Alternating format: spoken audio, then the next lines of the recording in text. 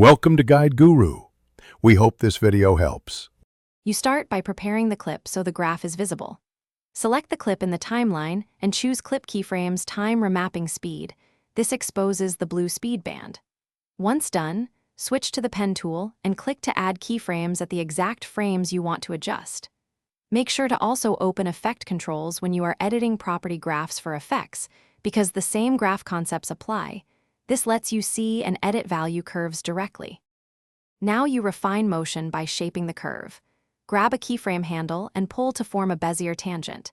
This smooths acceleration and deceleration. If you need precise timing, zoom the timeline and hold Shift to snap to frame edges, ensuring 1/2 frame mistakes don't slip in.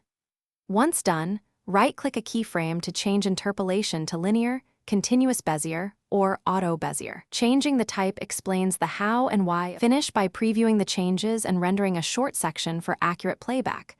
Press Enter to render the work area. If you see jitter or unexpected pops, make sure you haven't stacked conflicting keyframes or mix linear with Bezier.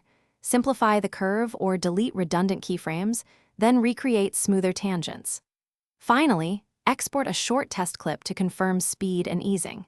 If problems persist, reset the clip's keyframes and redo only the essential points.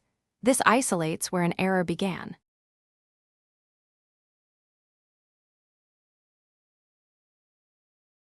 Thanks for watching.